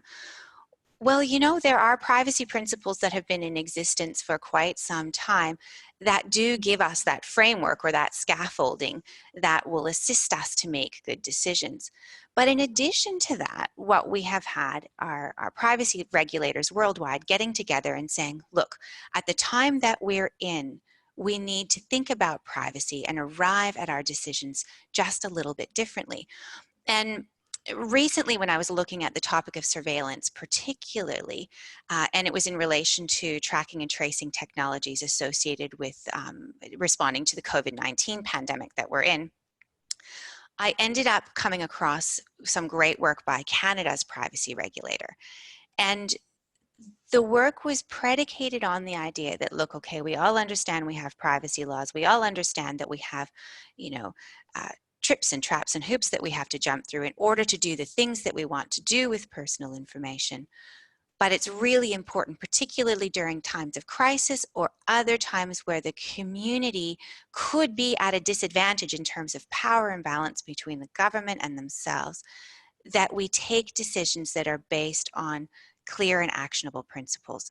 And I've listed the principles here for you today because they come straight from the horse's mouth in terms of, okay, what should be done before we build our COVID-19 tracking apps. And some of the principles, I would say, most of the principles are highly transferable. And I think it's important to think about this when we're thinking about public interest technologies. If there are a set of principles out there that assist with good decision making, it doesn't matter if we've only used them in making decisions in a certain context. We can apply those principles to other contexts too, whether it's across sectors or across technologies. An example in terms of the, say, COVID-safe tracking technologies is the fact that we need to go through an exercise of determining, say, necessity and proportionality. So is the application or the technology necessary to fill the community purpose? And then is the amount of data that we're proposing to gather, is the amount of personal information we're going to use and keep and work with, is it proportionate to the need? So, you know, this does beg the question though, what about those guys? What about the data giants? Is it possible for them to make good decisions after the fact? Or are we just going to be able to make good decisions in terms of the public interest technologies that are being developed and that are evolving now? I would argue, you know, maybe it's a bit of a Pollyanna worldview about privacy, but there you have it. I would argue that where privacy hasn't been designed for at the outset, there is still an opportunity to bolt it on to a great degree after the fact. And that the kinds of privacy principles that I've just shown you, the ones that operate in addition to what we might find embedded in our laws and best practices worldwide, they still offer that valuable level of scaffolding going forward. So my parting thoughts for you today are this. Privacy is about making good decisions in the collection and dealing with personal information. And it's important not just to think about our compliance obligations, because, you know, these need to have an uplift, I would argue. Instead, let's think about the community that we serve and have that be our starting point. And as we move through the fourth and into the fifth industrial revolution, the pace of innovation and technology is dangerously close to getting beyond us. And we must make sure that doesn't happen. We must not be blind to the pace of things. In our innovations, let's please not just innovate in terms of technology, let's also innovate to address gaps in our regulation, our oversight models, and our privacy mindset generally as a society. And finally, I believe we have a collective responsibility to design for the world that we want to live in. And in doing so, this is a participatory thing. It's not a passive thing.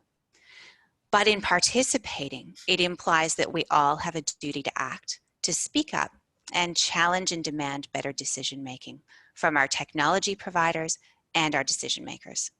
Thank you so much. Thank you so much, Nicole. May I just say, every time I have had the fortune in the last few months of listening to you, I walk away thinking how incredible and crisp a speaker you are and presenter you are. you're able to somehow break these huge, deep concepts to simple sort of consumable bites.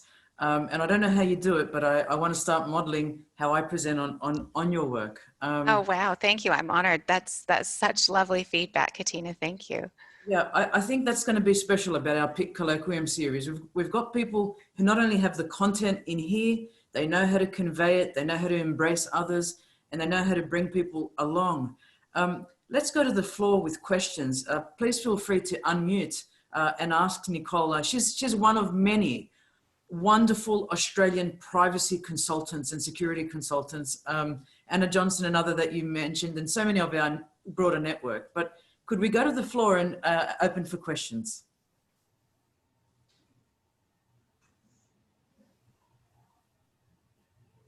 Sure, Nicole, I'll take a stab. This is Bob Cook-Deegan. I'm from ASU. I'm one of the colleagues of Katina. I'm struggling with a community that discovered after Cambridge Analytica that they have all sorts of personal sites on Facebook and through Twitter that are, you know, in our little community of people who are at inherited risk of cancer. That's their community defining feature. They discovered that they were swimming in the data pool with no lifeguards. And when they alerted the purveyors of those services that are providing an incredibly valuable service for them of finding each other, which is very hard to do otherwise, and creating a kind of an online community that is a community, they realized, oh my gosh, we're taking risks that they've actually kind of lied to us about, frankly. And now they're trying to come up with, well, how do we fix that? And they've come up with principles. What we haven't come up with is a sustainable model for actually doing the same function in a safe place that isn't Facebook or isn't one of these giants. So how do we do the same functions that the giants are conveying or that they're carrying out in a space that's actually sustainable and has an economic model and all that? You know, that's such a good point, because what the likes of Facebook have done for society on one hand in terms of encouraging us to connect, you know, in a particular way, right? Facebook has almost defined the way that we interact socially. And it's become also, you know, a political platform and you know, a community-based decision-making platform, and even you know, a product sales platform, right? It's really morphed in terms of its application, and everyone who got on board in terms of the social and community mindedness part now is so used to that method of communicating and socializing and getting together that it almost has become the default. And I see that as very dangerous, because Facebook wasn't built for that, you know, but we're using it for that. Now there are platforms that are being developed that I know of, and they may offer an alternative. The challenge is, though, is that people have they've come to this place where there's such a mistrust in relation to the likes of Facebook, that going on to something else that has the look and feel of Facebook is perhaps going to be self-defeating. It's almost like we need to remake the model with, you know, through which we communicate in relation to really important social issues, or even health issues. I like the idea that there might be a community of practice, or a community of sharing, or a community of learning that's associated with our health outcomes. My mom, actually, she had multiple myeloma, which is a type of blood cancer. It's cancer of the stem cells. And it was so relevant to her and provided her with such a richness of experience in such a horrible time, to have a community of people around her that understood what she was going through. But I think it would have been very upsetting for her and deeply concerning if that didn't feel like it was private or could be made to be private. So on your point about Facebook not being the right mechanism, I 100% agree. I feel like the co-design discussion that we've just had is a real opportunity here for building something of that nature that is that's issue specific and community need specific, right? And as I said, there's a doctor called Nick Puvia that I know, that I've provided some, sort of ad hoc collegial privacy advice to along the way. And he is of the same mind as you, that there should be a mechanism out there. And I don't know if it's about encouraging our app developers to co-design with the cancer survivor community, for example, or the community of people currently with cancer or other medical illnesses, but there's a real opportunity there. The thing I would say, though, is if we do it the way we've always done it in terms of platform design, where we're designing for the specifications of the platform as opposed to the needs of the individuals, I feel that it will probably come tumbling down. In many ways, I think we need to design for preference so much more than we're designing for requirements that might be set out in terms and conditions, for example. Bob, what's your experience been on that more recently? I know we had a discussion on it last year, but what are you finding? Well, so what we found in our groups is they've been struggling now for 2 years. We actually came up with a set of principles and rules, and we think we could get it to work, but all the funding streams are national level or they're connected to companies, and there's really nobody who's taking responsibility. It's because these things were free, and they turned out to be incredibly valuable organic things that people incorporated into their lives, but they depended on these moderators who are spending full time of their lives as communication nodes in an incredibly valuable network, but they aren't paid. And there's no sustainable model that doesn't rely on some output at the back end that's kind of secret and scurrilous, that pays for the good stuff at the front end. And we haven't discovered any funding stream to pay for the governance or to allow us to buy access to a platform or anything like that. It's a work in progress, and it's actually quite frustrating because we thought we've got the technical chops to solve this problem. What we don't have is a funding stream and a stable infrastructure that would allow us to move people off of Facebook while keeping bridges to the Facebook, because that's where everybody's going to find each other in the first place forever now, or at least for the foreseeable future. So it's really frustrating. We don't have a solution. And moving away from Facebook is so important because it takes away that shared privacy risk, right? The moment you post personal information of any kind on a platform like that, that platform has it, and they're managing that personal information in accordance with their own privacy policy. And what you find with those platforms, and I believe this about our tech giants, and it's so disappointing to me as a privacy professional, they are trying to redefine what privacy even means to us as a community and as a society. And they decide just how far they're going to apply that understanding of community expectations and lawful obligations, and they run with what works for them, not necessarily with what's lawful or with what sits well within the community that they ostensibly serve.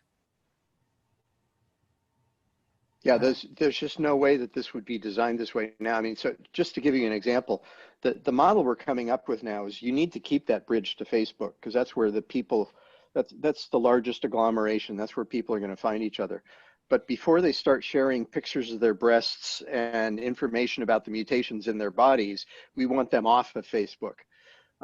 So we want to have a bridge that connects to Facebook, but we want the highly personal data to be offline, not offline, online, available to their community, but not to the anybody who wants to buy access to it. There's something, and I cannot remember the name of the company to save my life now. I'm so embarrassed, but it's a product called Solid Pods. And it's the idea where individuals, are able to have a collation of information available electronically, digitally, through whatever, device or mechanism they wish, but that they have agency over that data, that it is theirs as opposed to belonging to the data brokers or the purveyors simply by virtue of using their platform. So those kind of options, I think, are going to need to come to the fore, and maybe pushing the idea of data agency, individual data agency, to a greater extent in order to allow for those community outcomes. Can I just say, if you remember that company, flip me an email if you don't mind. Oh, I will, UCD absolutely. at ASU. we'll make sure to write that in the chat window for you, Nicole. Thank you. You know what I love? I love these discussions because they lead to solutions. They lead to startups. They lead to gaps, right? They haven't been filled. Nicole Stephensen, that was brilliant. Bob, thank you for the interaction as well. I'd like to move to our last speaker in the last 20 minutes. Joe will have the floor, Joe Carvalko, at his test 20, where we hope we'll see and hear from him a lot more than 20 minutes. But Joe, just to introduce you, from Yale University, the Tech and Ethics Working Research Group Chair in the Interdisciplinary Center for Bioethics there. So Joe, welcome. I'll share your PowerPoint if you like. Well, can I hold off on that? Sure, please go ahead. Until I let you know, all right? Well, thank you again, Katina, for putting this together. I'm really fascinated by the speakers, and I've learned quite a bit in the last couple of hours. I guess I could start by saying that there's a lot that seems to escape our ken, our consciousness, that we seem to be oblivious to one fact, and that is, I believe anyway, that we have become a part of the technology. We are the switch. So that this very switch into Zoom today, it requires our presence. And without us, if we all kind of disappeared or turned it off, the technology wouldn't exist. So it exists but for the fact that it's running through us. And there's, to the extent that technology begins to advance in certain sectors, it won't be only to part of us in an external way. And by that, I mean, it's in the way that perhaps Nicole did talk about it. I know that when I mean external, I mean apart from us, except for things like pacemakers, for instance, but privacy problems with Facebook and the like, they're still, at arm's length. We could still have an opportunity to turn it off. Eventually, what we're going to be looking at is technology as it's being developed right now that will be more and more becoming a part of our of ourselves, of our anatomy. And particularly, we can talk about artificial hearts and artificial kidneys and the like, but I'm thinking more particularly about very much a part of our intellect, the thing, our mind, our consciousness, and how that technology will be in a short order invading us in that regard. And I guess I'm calling to action that we somehow organize ourselves in a way that we create an interest in the sustainability of humans as they are, right? As odd as that may sound, I'm not looking to sort of regiment everybody in the world, because I do think that as a world, we all play an instrument like within an orchestra. But what I'm concerned about is the fact that the very instruments that we're playing, okay, are going to be changing, and they're not going to be making good music, okay? At least not the kind of music that we are potentially capable of making at this stage in our evolutionary development. Humans, since discovering how to start fires, have used them to advance civilization, but rarely have they considered the unintended consequences. And as I began to say, sometimes we don't see the obvious. The developers of the combustion engine, which is really an explosive fire used to turn a crank, never imagined that that engine would somehow and someday effectively take our planet to its knees. We're looking at climate change, and a climate change that's a consequence of burning fossil fuel. But we really didn't see that, okay? And we didn't see that certainly in the 1800s. Scientists in the early 20th century, the celebrated E equals MC squared, right, in hand, did not envision the devastation of Hiroshima. I think it was 75 years ago this month. Nuclear weapons in the wrong hands can threaten life on the planet. And I thought a lot about that because as a young man, for about 4 or 5 years of my life, I stood about 6 feet, okay, from thermonuclear weapons on a daily basis. And it just never occurred to me then, okay, what it was, okay, that I was so close to. Could I have done anything about it? No. Why? Because the power for controlling that technology at that time was in the hands of the powerful. It still is. And when I speak about this business of our anatomy changing as a consequence of technology, perhaps there is some power in the powerful, but I do think that we still have the opportunity to assert ourselves, all right, and to get into some sort of organized form so that we could ensure the sustainability of humans as they are, so that we don't get so far from where we are, that we are more a part of technology than we are. We have our feet in the ocean and we're just going to keep walking into it, okay, if we're not careful. So AI in today's world, though, is the analog of fire. And when we consider artificial intelligence, especially dual use brain technology, which is going on right now, they're looking at and they're beginning to figure out how it is that our memory works, and they're developing products that could interface directly, with the hippocampus, for instance, to improve our memory. They're dual use technologies because the military is very much interested in this, and they're funding it. And we have the biotechnologies where, again, sort of dual use, because there's many neuroscientists that are looking to see what causes schizophrenia and other mental illnesses and diseases. But at the same time, they're also locating the reservoir of where our very intelligence is coming from. For instance, the CCR5 gene, okay, which was manipulated by someone 2 years ago to create twins of a certain kind, immune from the HIV virus, they were putzing around with the CCR5 gene, which has some implication with respect to our intelligence. So they have identified some genes that have a bearing on our intelligence. And to the extent that we could understand what they are, we will then, or someone will, begin to sell these products, I guess, if you want to think about them that way. Now, many have tried to game out the system as to what the future holds for humanity, the assumption being that the rules we apply in moving the pieces on the world stage today will be the same rules of tomorrow. But to the degree that we become the technology itself, the rules are going to change. We are going to be espousing rules that are essentially invented by the technology itself, if we're not already doing that. So we will, in the future, these analogous rules related to humanity will be embedded. And I think at least what we can say today, and it may not be true in the future, is that to a large extent, our embedded intellect, our embedded humanity, let's put it that way, maybe partly intellect, is really based in our creativity.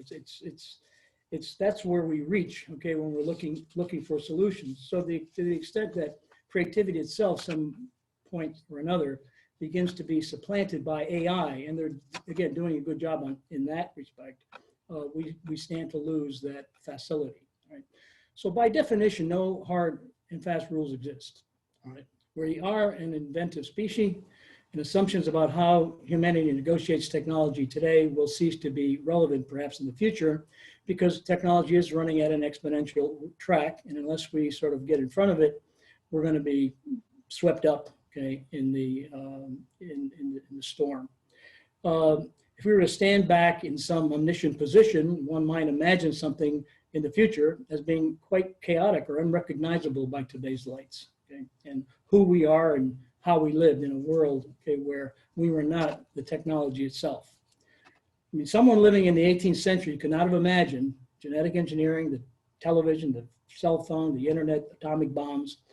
So I'm fascinated by whether or not there might exist some underlying ethic today, now that we're not in the 18th century, where we can define or somehow discover something about our essence that we could we could preserve. And then the question is, how do you do that? I mean, through what organs of government or institutions can we preserve those things? You know, what power do we have as we the people? There are scholars and practitioners out there that are developing machinery, robotics that have, you know, machine ethics built into it. I think Dr. Abbas talked about that in effect, and that's great, right? But the fact is that, again, you can imagine that the technology that's actually being used to develop the principles for that morality or that ethical principle will change depending on the technology itself. And it may come a time when the AI decides that, no, I don't like that rule, I'm going to change the rule. And we don't have enough time to get into all of the different permutations as to how that might occur. So what we need today, of course, are ideas, universal ideas, ideas which will keep us members of the orchestra, essentially, but recognize the fact that we have to do something in order to sustain us as humans as we are. So I'm particularly concerned, I guess, with the amplification of intelligence brought about through genetic engineering. You can imagine that as one of us, or many of us, become more intelligent, that we will find ways to become more intelligent. It's what they call positive feedback. And it's not just genetic engineering that can do this. They're looking at embryo selection. Right? So they're looking at iterated embryo selection. And it's been a process it seems like theoretically it will work. Okay, where they're looking at embryos, they're determining what their intelligence is through their genomes, and then they're basically growing them for 6 months and then having them basically seed the next generation, right? And they just keep working this thing to the point where the embryo that eventually comes out, okay, or is taken to birth may have an IQ of 130 or 160. I mean, they think there are limits, but 160 or 180 is a pretty significant advance over the meager 100, okay, that most of us enjoy, but seems to work. So there's other things as well, synthetic biological constructs. And this is the dual use kind of technology. I mean, they're thinking about this type of stuff. And within the synthetic biology area or field, we have literally taken synthetic biological genomes, essentially, and we have constructed constructs of computers so that there are what they call analog to digital converters and digital to analog converters. There's input-output functions. There are ways of adding things, albeit this is very slow. It's not running at the gigahertz that your computer is, but nonetheless, the fact is that we have now begun to look at the interfaces that make it easy for us to absorb, for us to embed this kind of technology into ourselves, into our consciousness.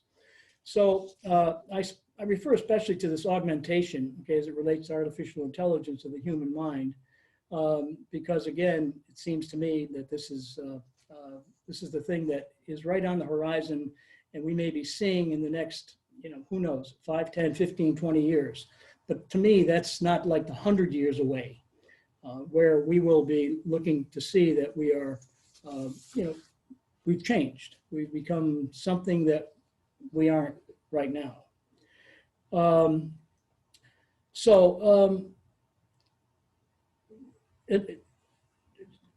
Katina, let me ask you to put that slide up there so I can sort of move this along a little bit. I'm going to sort of just throw something out here just as an idea, and I call it direction of fit, which some of you may be familiar with. And it's an idea that's been, I guess, pushed, or not pushed, but it's written quite a bit about by the social philosopher John Searle and others. I mean, he's not the only one, but he's really brought it to our attention in many of his books. This fellow Vellman, in The Guise of the Good, speaks to it as well. And it's an interesting idea, and it's the obvious, that as humans, we do one of two things. We either conform our mind to the world as it is, or the world conforms to our mind. Now, the world as the mind to the world, right, direction. And Katina, can we go to the next one? Yes, in the mind to the world regimen, what we're talking about is that our minds conform to the world. So we look out there, and as would be in the perfect world where we have scientists who are just looking at the world, not putting the thumb on the scale, and every PhD who's a philosopher, essentially, I guess that's what it stands for, they look at the world, and they look at the world objectively without making any changes to it. So scientists do the same, right, as these philosophers. Poets do that. They look at the world and they come to understand the world in a way that's, they don't have to touch. They don't touch it. So it's in that way that we discovered the truth about the world, right? We form our beliefs. Beliefs that are true are those things that are out there, right, unequivocally. So we obtain, we develop our beliefs, our hypotheses through this mental state, okay, in some sense, okay, to determine what is true. On the other hand, we have this alternative state that we live in all the time, and that's the state, okay, where we have the opposite going on, where the world is in some sense our sort of our playground, right? And so we have these desires, we have these wants, right? And what we do is we go out there and we change the world. That's really the world, I hate to say it, of an engineer. I mean, I'm essentially an engineer by training. That's where I came from, and I tried to change the world a lot. And I guess I'd hate to take the playground away from them. But we do have these 2 points of view. And what concerns me, okay, is that the engineer or the programmer or the technologist or the institution, I mean, it's anybody who's out there changing the world. And sometimes it is, as Nicole said, changed for good, and sometimes it's not changed for good. But the question is, have they sat back, have they stood back and looked at the world before making the change? And with respect to our own humanity, humans as they are, we have failed to look at ourselves, right, in a holistic sense as to who we really are before we begin to make changes. And that's my, really, that's my sermon, I guess, if you want to think about it, right? So we don't have like an engineering curriculum that's called humans as they are, right? Or a science curriculum that says humans as they are. We just don't look at it. It's disparate. Religion takes a piece of it. The poets take a piece of it. The scientists take a piece of it. The psychologists, you can name it. But no one has come together, all right, in one place to say, let's look at humans as they are and ask the question, do we want to change, or do we want to sort of have some semblance of who we are, at least for the next millennium or however? We can determine that as a group. But I go back to this whole idea of orchestration. We are an orchestra. We have been an orchestra for 350,000 years. I'd hate to see the tune change in the next 20 or 30 or 40. I want to keep the tune pretty much the same for me, my grandkids, the people that follow. I know that there's a lot to be said. I mean, there's a lot of improvement we could make, starting with your speaker. But the point, I think, is well taken, right? That there's a more universal we that's at stake here. Right? So we fail to see the world as an object to be sustained and preserved with respect to ourselves. We see it more as a tool, a resource to manipulate it, to be manipulated. Facebook, they have that, they have us down pat. Yeah, thank you, Katina, for throwing that up there. So we fail to employ this thinking of mind to world direction of fit, right, and world to mind. But I do think that it's an interesting idea, one that I think, I mean, I certainly believe in, and it's a philosophical one that I think you can apply some rigor to. So at the end of the day, our true achievements are not based on technology, but by virtue of the responsible stewardship of the planet, which we fail to do. And now I'm saying that our stewardship of preserving life in the form of humans as they are for no other purpose except to somehow maybe reach some point of universal justice or something. So, and maybe that's the other thing that we've not done well with. But we have a way to go before we begin changing ourselves. So I'm saying that if through some common neglect, we irreversibly apply some harmful technology to ourselves, we will destroy any semblance of a moral legacy for the future of humanity. Those in the positions of power, whether the power comes from educational institutions, the pen, the pulpit, the purse, politics, we need to organize the future welfare of the planet and humanity as we know it. Otherwise, we risk, frankly, an existential threat, not like the sort that an atomic bomb, okay, could create where it just kills everybody, but that we will be irrevocably altered, right? So except in rare instances, for example, nuclear and biological weapons, governments and international conventions, they deal pretty effectively, okay, with, we know, global warming, war, and harmful and deadly ideologies, right, which eventually leads to starvation and mass immigration. How am I doing on time, Katina? Let's see. We've got about about a minute. Okay. Yes. Got the last word, my friend.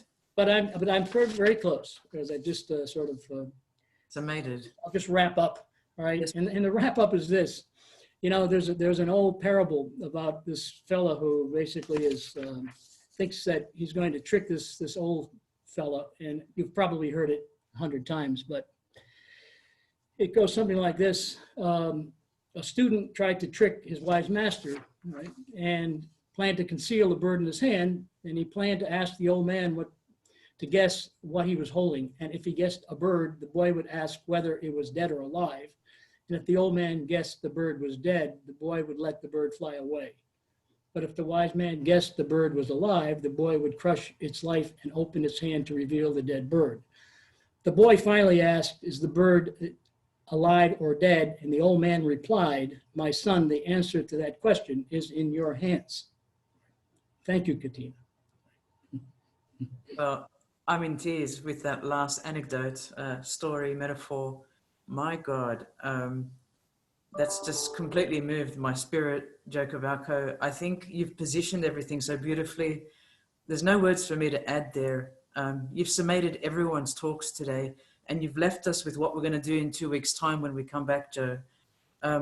Thank you from the depths of my heart. And to all of you who have stayed behind, Barnaby Wasson, Bob Cook-Deegan, Eusebio Skonavacha, Sophie Goodman, Toby Shorroff, and Wes Ola. I know some people had to go on to work activities, but thank you, and come back in 2 weeks. Also join Joe's Yale bioethics group, of where there are 400 people in that network. Send me an email, and I can do that. Joe, can I share your email on the chat? Yeah, or, yeah. It just joseph.carvalko@yale.edu. Okay, so joseph.carvalko Yes. at yale.edu. And thank you, Barnaby, for the feedback, and for everyone. May you have a lovely day. I know it set me in the right trajectory. Thank you to our speakers and presenters. Thank you. See you, everyone. Great. Great being with you.